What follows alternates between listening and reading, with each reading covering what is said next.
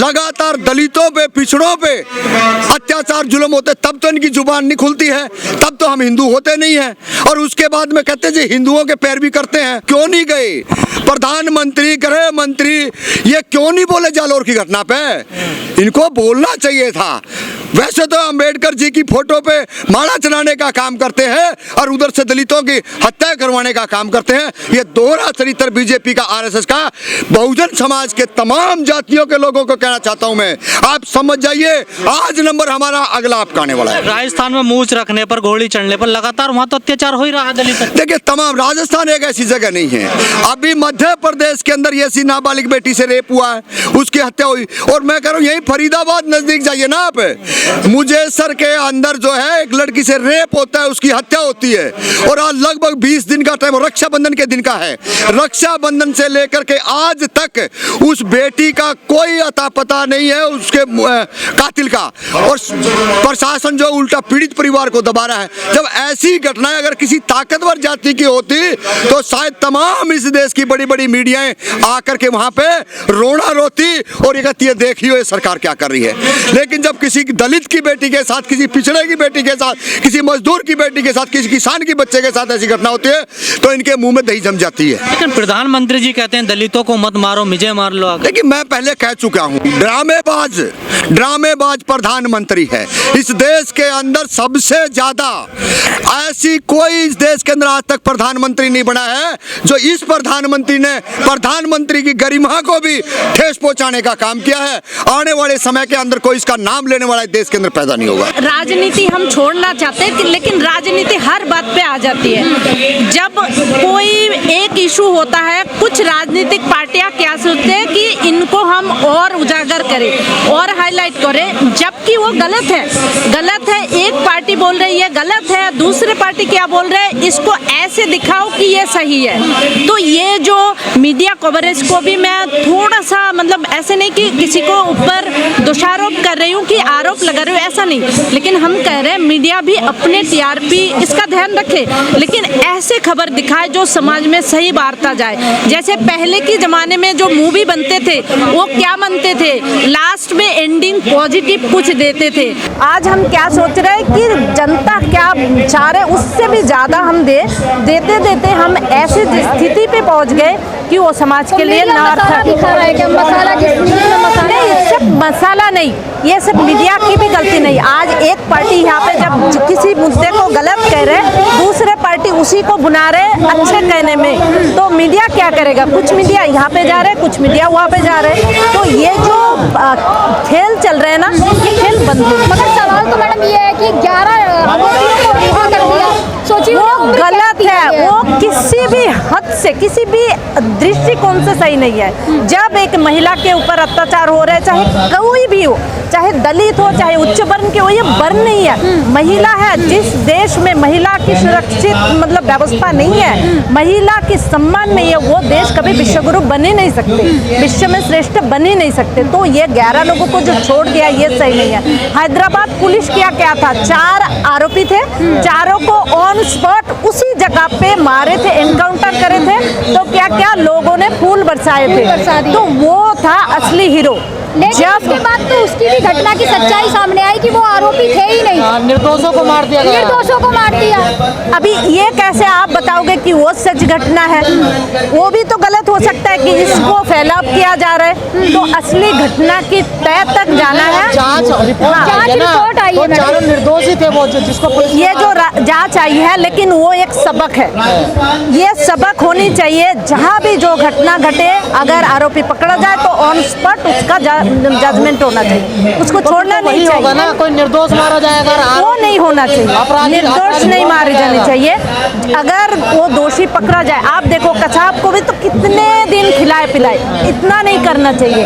अगर कोई दोषी पाया जाए तो जल्दी उसका सल्यूशन निकालना चाहिए, तो एनकाउंटर सीधा हो जाना चाहिए, तुरंत कार्रवाई होनी चाहिए। ऐसा नहीं कि उसको खींचते रहे और उसी के कारण और खर्चा हो और कोई इशू आ जाए, ऐसा नहीं होना चाहिए। और खास करके महिलाओं के सम्मान होनी चाहिए, तभी ये भारत विश्वगुरु बनेगा। तो मोदी जी तो सम्मान कर ही रहे हैं लाल किले से महिलाओं का। महिलाओं की सिर्फ मोदी जी सम्मान करने से, मोदी जी रास्ता दिखा रहे हैं और करना है समाज को।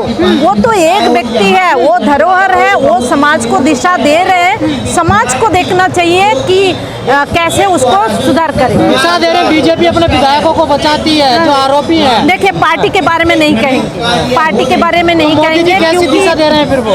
मोदी जी जो दिखा रहे हैं आप उसको फॉलो करें, जो अच्छे बोल रहे हैं उसको फॉलो करें। जैसे स्वच्छता अभियान, थोड़ी ना मोदी जी हर दिन सफाई करते रहेंगे झाड़ू लेके, लेकिन उन्होंने शुरुआत की तो आपको वो फॉलो करना चाहिए। अभी पार्टी पॉलिटिक्स के बारे में कुछ नहीं कहेंगे, मैं सिर्फ इतना कहूँगी समाज के जो अवस्थान है उसमें महिलाओं को सुरक्षित और सम्मान की एक स्थिति देनी चाहिए। उसमें मीडिया का बहुत बड़ा भूमिका है। आप लोगों के माध्यम से ये बात पूरे भारत में फैले, मैं ये आशा करती हूँ। और आप लोग भी आगे जो भी खबर दिखाएंगे वो सकारात्मक दिखाएंगे, जो भी नकारात्मक है उसको आप छोड़ देंगे। ये मेरे तरफ से अनुरोध भी है आप लोगों को। में घटनाएं हो रही है प्रदेशों के अंदर, ये सिर्फ एक ये है कि हम एक यूनिटी हो नहीं पा रहे हैं, और जिसका कारण यही है कि जो कुछ भेड़िए हैं वो हमारे को आए दिन शिकार बनाने का काम करते हैं। 36 कौमों की पंचायत हो रही है आरोपी के समर्थन में। देखिए, उनको 36 की कर लें, वो 47 की कर लें,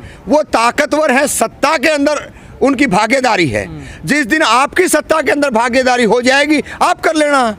ये तो सीधा सीधा उन्होंने एक बार नहीं है, हरियाणा के जब मिर्जपुर कांड होता है तो उसके अंदर काफ़ी पंचायतें होती हैं, और इधर जब आप यूपी में कांड होता है मनीषा वाल्मीकि का, वहाँ पे होती हैं, और वही तर्ज यहाँ दोहराई जा रही है। तो ये ऐसी खापों से दलितों को, पिछड़ों को डरने की जरूरत नहीं है। आप मुखरता से अपनी बात रखें शासन के सामने, सरकार के सामने, ताकि इनको ये पता लग जाए अब वो SC, ST, OBC और माइनॉरिटी के लोग इतने कमज़ोर नहीं हैं। ये अगर हम जितने बटे रहेंगे तो ये अत्याचार रुकने वाले नहीं, ऐसा इन घटनाओं से दिख रहा है। वहाँ तो कांग्रेस की सरकार है ना राजस्थान में। देखिए, कांग्रेस कौन सी दूध की धुली है?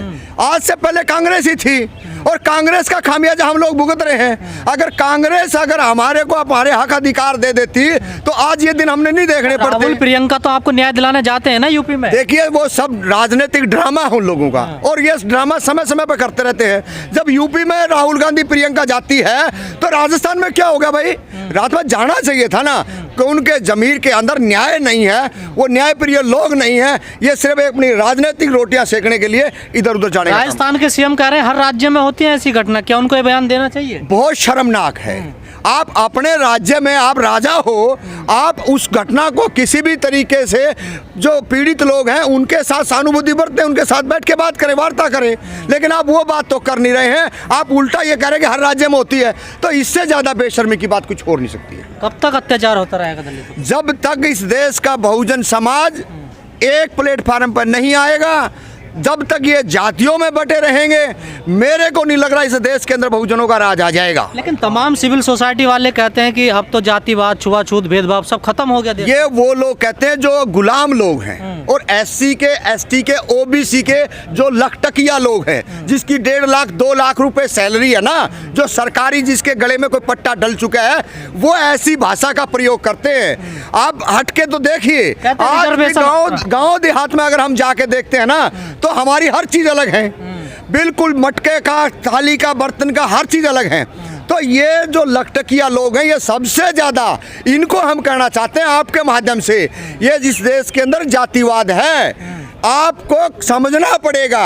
आप 1 लाख रुपए कमा रहे हो इसलिए आप ब्राह्मण बने बैठे हो, आप 1.5 लाख रुपए कमा रहे हो इसलिए आप ठाकुर बने बैठे हो, 1-2 लाख रुपए आप कमा रहे हो इसलिए आपको वैश्य बनाया जा रहा है। शायद आप लोगों को नहीं पता होगा, जिसकी सैलरी अच्छा है, जिसके कारखाने अच्छे हैं, SC, ST, OBC के लोगों को जाके वैश्य बनाया जाता है।